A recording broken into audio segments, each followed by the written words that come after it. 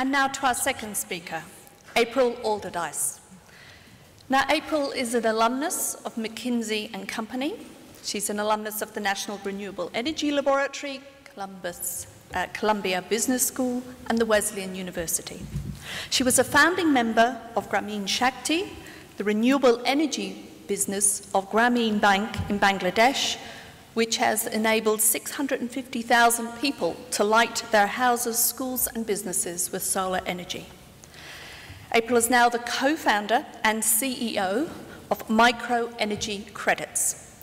Micro Energy Credits provides that missing link connecting the carbon markets and the growing microfinance market in developing countries.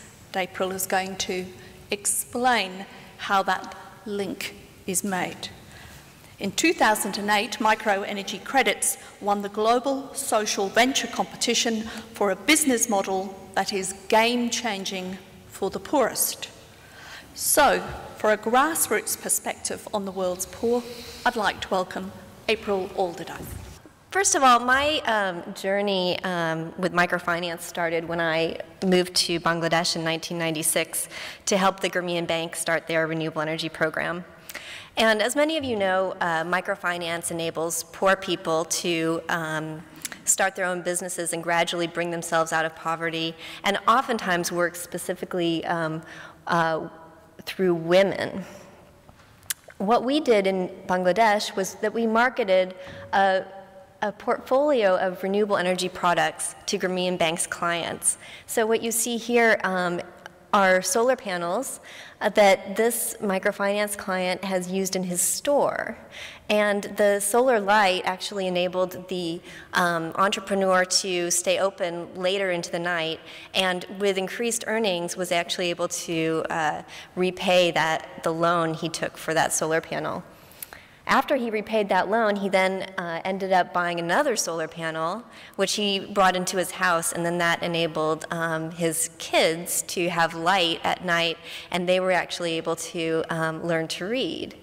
In this picture, you see an improved cook stove, and similarly, the improved cook stove not only reduces by half the amount of fuel wood that was required for cooking, but it also completely eliminated the smoke in the kitchen.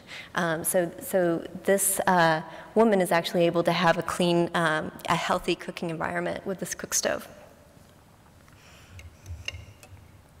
In fact, over 2.5 billion people around the world are suffering from energy poverty and do not have access to a clean source of lighting or cooking fuel.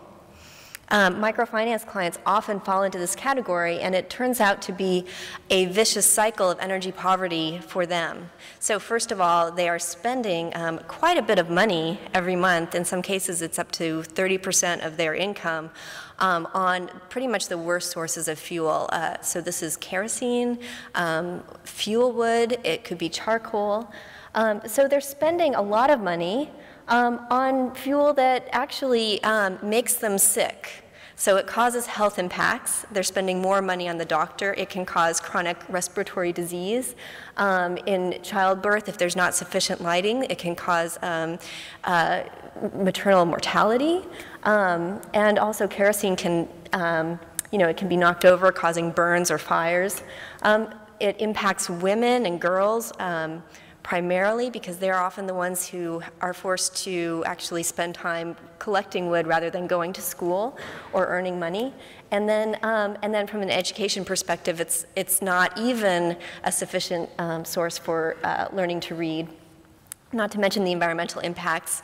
In some cases in Kenya, people have deforested the area around their borehole, which is the water source, and actually those water sources end up drying up. So it